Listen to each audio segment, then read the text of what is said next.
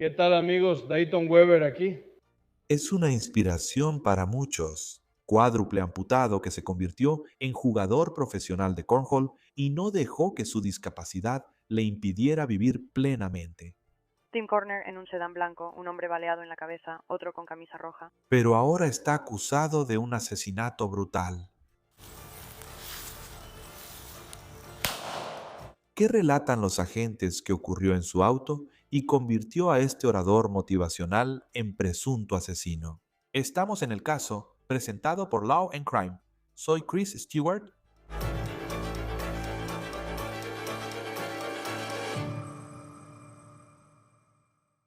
Muy bien, chicos, rápido. Quiero contarles sobre esta aplicación que les va a ayudar muchísimo. Se llama Upseed. Te da reembolsos en efectivo en compras diarias como gasolina, supermercado y comida para llevar. Descarga Upside gratis y reclama una oferta en sus más de 100,000 ubicaciones. Pagas con tu tarjeta, verificas la compra y recibes dinero de vuelta. Uso Upside para cargar gasolina o pedir comida para llevar.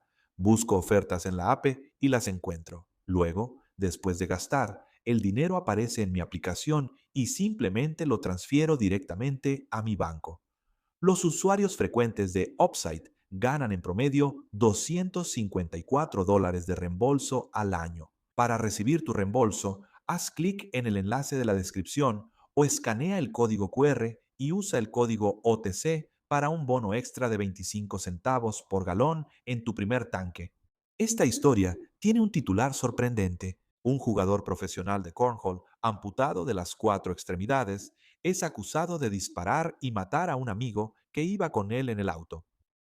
¿Qué tal amigos? Hoy les voy a mostrar cómo tenso mi ballesta. Él es Dayton Weber, de 27 años, originario de Charles County, Maryland, al sur de Washington, D.C.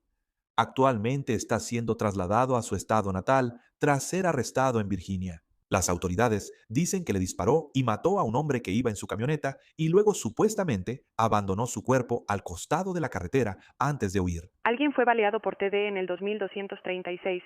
Es sorprendente lo que los agentes alegan que hizo Weber mientras conducía con 3 pasajeros. No solo el crimen, sino también las presuntas secuelas que llevaron a una búsqueda del sospechoso en varios estados. Antes de hablar del crimen, debemos hablar de Dayton Weber, quién es y por qué su historia fue tan inspiradora para muchos, al menos antes de lo que los agentes reportan que ocurrió el sábado por la noche. Aquí ves a Weber en un torneo de cornhole, video que subió a TikTok. Así que Weber era un profesional en el deporte o actividad que muchos de nosotros hacemos en reuniones y parrilladas. Jugaba cornhole impulsándose hacia adelante con la bolsa para lanzarla. Él no tiene brazos ni piernas, pero era realmente bueno en cornhole.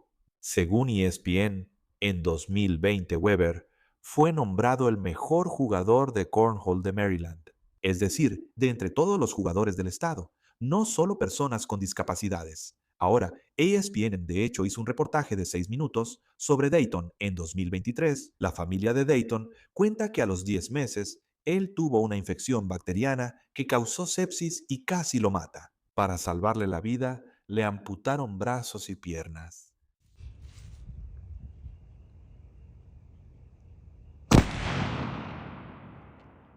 ¿Te gustó un poco más ese segundo disparo, verdad? Ahora, lo que hizo que la historia de vida de Dayton fuera tan especial es que Dayton siguió viviendo su vida como cualquiera lo haría. De hecho, probablemente hace más que muchas personas. Es un entusiasta de las actividades al aire libre. Frecuentemente subía videos a redes sociales cazando con arcos y armas.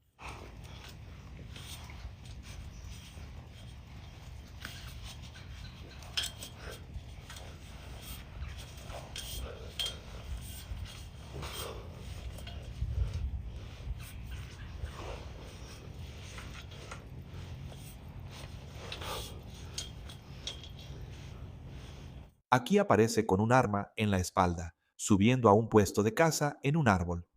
Pero el cornhole fue donde Dayton se convirtió en noticia nacional. Le contó a ESPN que competía en decenas de torneos al mes y, en 2023, logró entrar a la Liga Americana de Cornhole. Esto es como las grandes ligas para las personas que lanzan costales. Dayton dijo que su lema de vida era que el mundo no espera. Ahora, su sonrisa ganadora fue reemplazada por lo que parece una sonrisa en su foto policial. Es escalofriante pensar que, al pensar en lo que se le acusa, esa sería su expresión ante la cámara. Recibieron disparos para 2 de -1, 2236. No estoy calificada, pero parece que están en un vehículo lleno de sangre. Tal vez vayan a un CRMC. Aún intento deshacerme de ella. Así que vamos a desglosar de qué se acusa a Dayton. Él estaba conduciendo un auto. Su propia camioneta, él iba manejando. Había 3 personas adentro. Iban por el condado de Charles, Maryland, cuando la policía fue detenida a las 10:30 p.m. del sábado por 2 personas al costado del camino que dijeron ir en el vehículo conducido por Weber. Los agentes dicen que Weber tuvo una discusión con la persona que iba de copiloto. El 104 es un sedán blanco. Un hombre recibió un disparo en la cabeza, masculino con camisa roja. Los agentes son detenidos por 2 personas al lado del camino. Tienen una historia increíble y aterradora sobre cómo Weber supuestamente le disparó al copiloto tras una discusión dentro del vehículo. Pero el problema en ese momento era que los agentes no tenían a Weber, no tenían la camioneta y tampoco tenían un cuerpo. Ahora, aproximadamente 2 horas después, entró una llamada al 911 de alguien que dijo que habían tirado un cuerpo en su jardín delantero, que estaba a solo unos 10 minutos en auto de donde esas 2 personas hicieron señas a los agentes. El cuerpo era de un hombre de 27 años, identificado como Braderick Michael Wells, quien estaba muerto.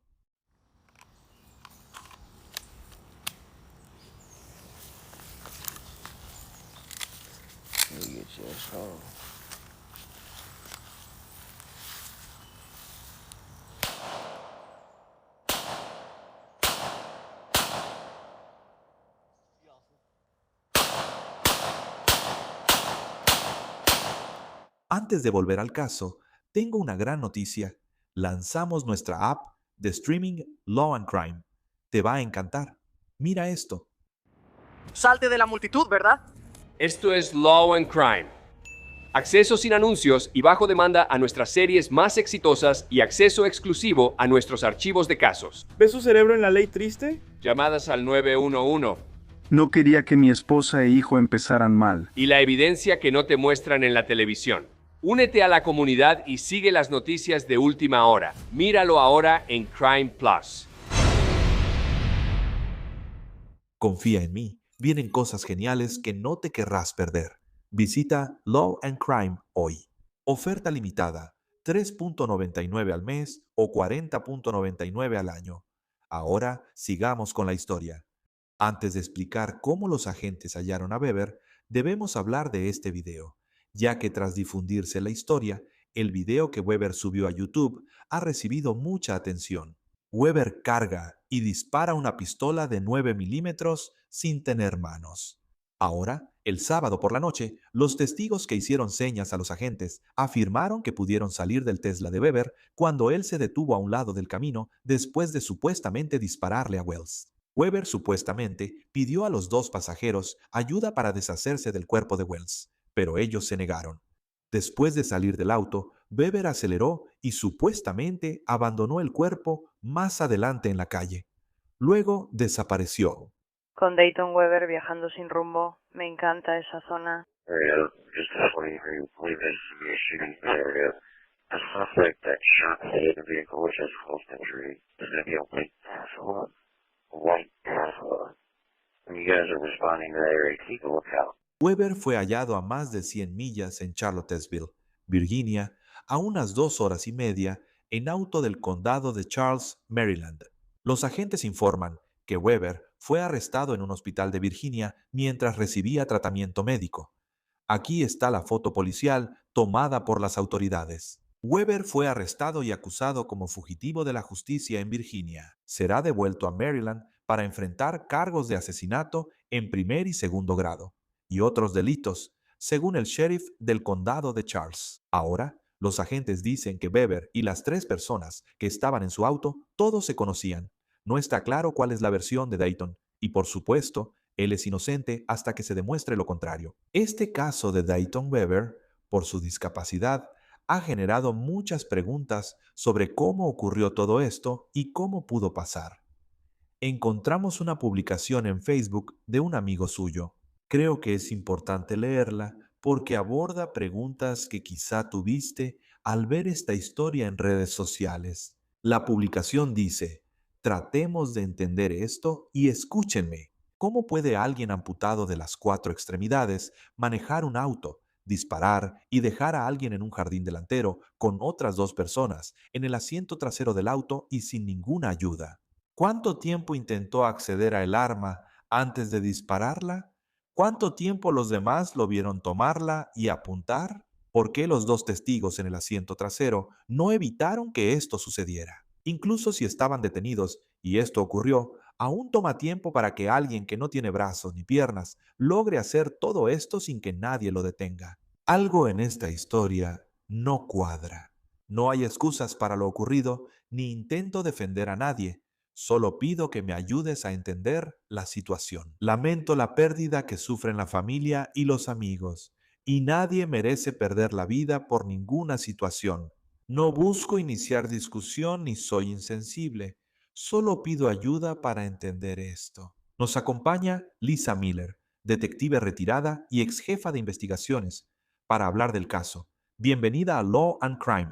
Creo que mucha gente, al escuchar esta historia, primero que nada, tiene que mirar 2 veces el titular, solo para tratar de entender esa parte. Pero luego, creo que tratar de visualizar cómo es posible esto, para ser honesto, es difícil, aunque sabemos que ha superado mucho en su vida.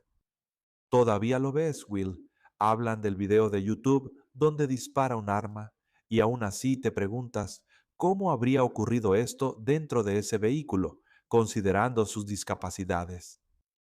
Correcto. Entonces, leí las acusaciones y ese titular impactante que nos sorprendió a todos, que ayer tomó por sorpresa a las redes sociales.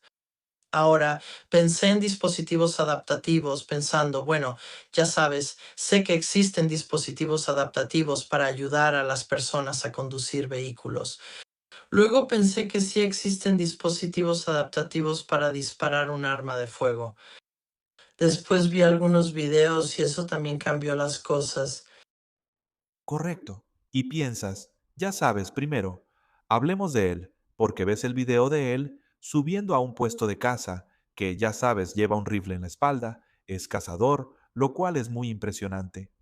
Impresionante es una palabra complicada aquí, por lo que se le acusa, pero luego, en el video, y no creo que las autoridades hayan sido claras sobre el tipo de arma que se usó en este caso, supuestamente, pero vemos el video de él disparando una 9 milímetros.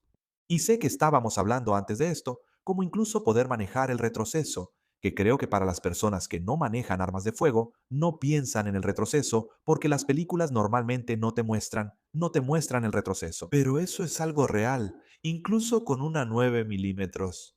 ¿Con qué te quedaste después de ver ese video de él disparando un arma? Me sorprendí mucho. Quiero decir, él usa lo que le queda de los brazos, carga el cargador, luego se da la vuelta, toma el arma y la apunta hacia el objetivo que suponemos es al que estaba mirando y luego dispara. No, una 9 milímetros no tiene el mismo retroceso que otras armas de fuego. Pero para que él tuviera la fuerza de sostenerla y evitar que el retroceso le hiciera perder el control y luego disparar otra vez. No vemos el objetivo, así que no sabemos cómo quedó la agrupación de sus disparos ni a qué disparaba. Mi suposición es que tendría que desviarse un poco de ese objetivo. Pero luego veo el video de él subiendo a esta torre de casa y la fuerza que tiene realmente es asombroso lo que ha superado en su vida y la resiliencia que demuestra. Y creo que para mí eso hace que este caso sea aún más trágico. Alguien con esa determinación, ese valor. Quiero decir, enfrentar cada día desde que era un niño pequeño, eso requiere un nivel de valentía del que creo que no hablamos cuando vives cada día con una discapacidad tan significativa como la que él tiene. Es increíble, y es una de esas cosas para mí, como al ver sus redes sociales, tiene una sonrisa digna de premio. ESPN hace un gran reportaje sobre él. Y luego ves la foto policial. Tiene como una sonrisa en la cara, lo cual, ya sabes, puede ser muy subjetivo. Y ya sabes, ¿qué significa eso? Sabes, no sé cuánto se puede realmente relacionar eso con los hechos del caso de ahí en adelante, pero fue como un momento escalofriante. Si eres el detective encargado de armar este caso y estás tratando de entender cómo una persona que está conduciendo no tiene brazos ni piernas, o al menos le han amputado la mayor parte. En el vehículo hay tres personas. Se dispara un tiro y el copiloto muere. Y luego, la persona que es un amputado cuádruple también es acusada de deshacerse del cuerpo y huir conduciendo. ¿Por dónde empieza un detective a armar este caso? Sabes, quiero saber qué pasó en ese auto. Según entiendo, la persona fallecida era el pasajero del asiento delantero. Recogieron a los dos pasajeros del asiento trasero. Eso es lo que he entendido de los reportes de algunas noticias locales. Quiero preguntarles a esos dos testigos del asiento trasero qué pasó. ¿Hubo pelea? ¿Cómo se comportaron el acusado y el fallecido? ¿La situación se intensificó al subir al auto? Sabes, el asesinato a menudo ocurre cuando vemos una escalada en esa rabia y enojo. ¿Y era este un problema muy arraigado entre estos dos? ¿Esto surgió ese día? Y luego quiero hacer algunas preguntas porque entiendo que este caballero usaba dispositivos a veces. ¿Llevaba piernas prostéticas? ¿Había usado una silla de ruedas ese día? Usaba ocasionalmente, ya sabe, brazos protésicos. Entonces, ¿qué estaba pasando ahí? ¿Qué dispositivos, si es que usaba alguno, estaba usando? También quiero saber más detalles sobre dónde estaba el arma, de dónde la sacó, y luego esas acciones exactas que ocurrieron y lo que se dijo inmediatamente después. Ese es el asunto, porque aunque veas el video de YouTube y él sabe disparar armas, como cazador y defensor de la Segunda Enmienda, sus redes sociales lo demuestran. Así que él, o sea, sabe cómo manejar armas, pero luego, ya sabes, es diferente estar en un campo de tiro o en ese ambiente controlado, a estar en una discusión acalorada. En una camioneta, él tenía esta arma y supuestamente le disparó a la persona a su lado, desatando todo lo demás.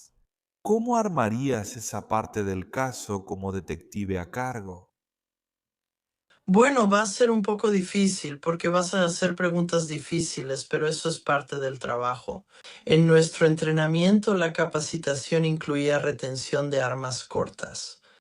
En estas peleas a corta distancia, en las que ocasionalmente nos metíamos y alguien nos atacaba, estábamos muy bien entrenados para retener esa arma corta. Si la pistola está en la funda, ¿cómo la aseguramos? Y si ya la sacamos y la pelea se acerca, ¿cómo la retenemos? ¿Quieres hacer las preguntas difíciles de dónde la tenía, qué pasó, si fue repentino y si te sorprendiste? ¿Cuál era tu estado mental mientras esto ocurría? Y podría ser algo tan simple como que las dos personas en el asiento trasero simplemente estaban atónitas y nunca pensaron que su amigo. Según los reportes, las cuatro personas en el vehículo se conocían. Eso añade otra capa a la tragedia. Tal vez simplemente nunca imaginaron que su amigo, este campeón profesional, sería capaz de hacer algo así. ¿Cuántas veces escuchamos? Nunca pensé que mi vecino fuera capaz de eso. Nunca pensé que mi amigo fuera capaz de eso. Así que quiero entender su mentalidad y qué estaban pensando en ese momento. Y podría ser tan simple como eso. Tal vez solo estaban en shock. O sea, míralo, acababan de ver a su amigo asesinar a su otro amigo justo frente a ellos, así que obviamente va a haber un nivel de shock ahí. ¿Qué pensaban justo antes de que se dispararan esos tiros? También pienso en Weber, quien fue arrestado en Charlottesville, Virginia, a unas 2 horas y media y más de 100 millas al sur de donde pasó todo. Él está en el hospital por alguna razón que aún no se ha revelado, pero huyó. No conocemos su versión, pero esta persona no se fue solo calle abajo ni fue a la estación de policía. Él se fue lejos. Y cuando empiezas a armar un caso, estás tratando de averiguar por qué tienes a tres personas en el auto, una de ellas está muerta y dos personas lo están acusando de ser quien disparó el arma. El hecho de que él huyó, supuestamente, ¿qué significa eso, sabes? ¿Cómo impacta eso la manera en que ves a los personajes involucrados en esta historia? Eso muestra su mentalidad. Huir revela conciencia de culpa. El fiscal revisa el caso y piensa, tengo dos testigos presenciales de este asesinato. Eso no pasa muy seguido. Dos testigos presenciales ya hicieron señas a la policía y dieron sus primeras declaraciones. Sabes, por lo que dicen, parece que estaban un poco asustados y al menos le dijeron que no a este hombre. No ayudaron a mover el cuerpo. Tienes un titular que nos sorprendió a todos. Ahora el fiscal tiene el video donde él dispara armas, incluso una pistola. Entonces el fiscal tiene el video y piensa, esto es bueno. En realidad, lo que me interesa en este momento es qué tipo de defensa va a presentar este hombre o sus abogados defensores, ya sea pagados o asignados, qué defensa presentarán para él. Porque tiene una gran carga ahora si los informes son correctos. Correcto. Y, ¿sabes? Pienso en la parte de las redes sociales de esto, porque ya sabes, ese titular te hace pensar, ¿qué? Y luego ves lo fuerte que es, ya sea al trepar o al disparar un arma. Entonces tiene sentido que él pudiera orillarse, sacar un cuerpo e irse, incluso tomar un arma en ese momento. Sabes, no sabemos si esa arma era algo que, ya sabes, estaba justo a su lado, que ya estaba cargada, lo que sea, y él es capaz de supuestamente dispararle a esta persona. Pero al mismo tiempo, ¿cuánta experiencia tiene un detective típico cuando se trata de eso? Supongo, ¿cuánto podría impactar eso? O sea, estás reconstruyendo un caso. O sea, ¿cuánta experiencia tienes cuando se trata de una persona con discapacidades haciendo algo así? ¿Y cómo eso podría impactar los detalles de lo que sucedió? ¿O eso realmente importa en todo esto? Y esa parte de la discapacidad es casi como el titular que llama la atención de la gente. Sabes, creo que es más como el titular. Obviamente tienes que considerarlo, pero si lo piensas un momento, estás en un vehículo. Y según entiendo, era una camioneta Tesla, según reportes. Llevas a una persona fallecida a tu lado. Sabemos que este joven es muy fuerte, así que no se necesita mucha fuerza para inclinarse sobre la consola y empujar a una persona fallecida fuera del vehículo. Ya sabes, te bajas, das la vuelta, abres la puerta, empujas, agarras el brazo y jalas. Sin embargo, no creo que esa parte de la historia sea tan complicada. Los detectives tendrán que ir, no creo que la mayoría de los detectives tenga mucha experiencia trabajando con alguien así. Aunque este joven tiene una discapacidad severa, sigue siendo un asesinato y comportamiento humano, lo cual los detectives saben. Entonces, cuando descubran qué pasó en ese auto, ¿fue un problema oculto que surgió? ¿Fue por celos? ¿Fue cualquier otra cosa? ¿O simplemente se enfureció durante una pelea y perdió el control hasta el punto de jalar el gatillo? Eso es conducta humana básica al investigar un asesinato. Sí, definitivamente lo es. Sabes, también pienso en los dos testigos en este caso, y desde su perspectiva suena aterrador, ¿verdad? Y son conocidos, tal vez amigos. No conocemos los detalles de la relación. Pero ¿cómo te aseguras de que están diciendo la verdad sobre lo que pasó? Tienes a dos personas que dicen haber presenciado esto. Son los únicos testigos, según entendemos, de lo que ocurrió. No parece, al menos por una búsqueda en Google Maps, que esta sea una zona donde haya cámaras de video que pudieran haber captado esto, así que va a ser su palabra contra la de él. Entonces, ¿cómo te aseguras de que ellos son los que están diciendo la verdad? Estas dos personas han presenciado algo aterrador, pero el detective debe hacer las preguntas difíciles. Ahora, no sé si el acusado en este asunto si hizo alguna declaración inicial cuando lo detuvieron, pero si lo hizo, si esas declaraciones iban en contra del interés de los dos testigos, claramente vas a regresar y hablar con ellos y confrontarlos con esas declaraciones diferentes. Los traerás y sabrás qué pasó.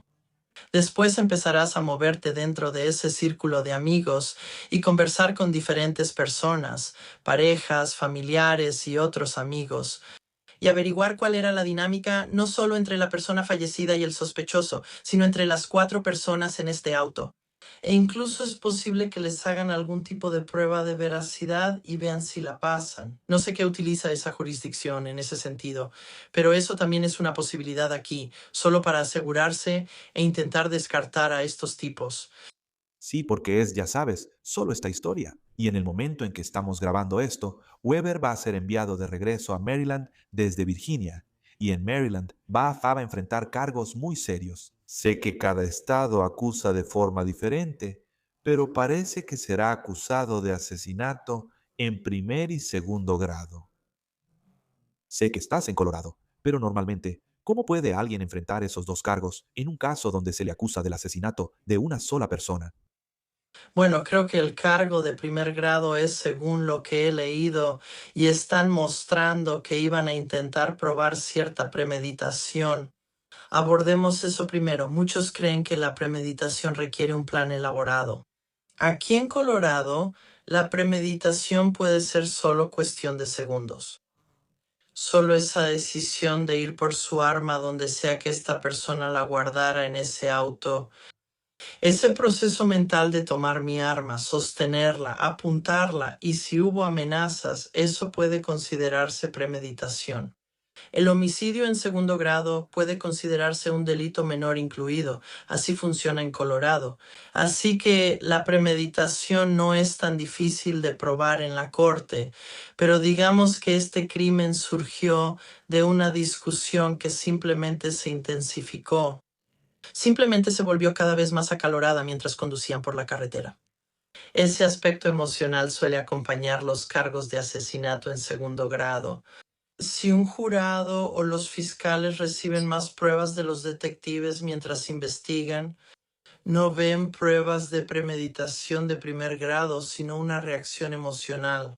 Pueden querer desestimar el cargo de asesinato en primer grado y quedarse con el de segundo grado. Y también le da al jurado un poco de margen de maniobra dependiendo del caso que se presente más adelante en la corte, si esto va a juicio. Sí, y veremos qué pasa después. Esto parece originarse por una supuesta discusión en el auto y por qué escaló según los agentes. Lisa Miller, detective retirada y ex jefa de investigaciones, es un gusto tenerte en Law and Crime. Gracias por acompañarnos. Gracias, Chris. Eso es todo por el caso presentado por Law and Crime. Suscríbete a nuestro canal en YouTube y Spotify. También estamos transmitiendo en Peacock. Soy Chris Stewart. Nos vemos la próxima vez.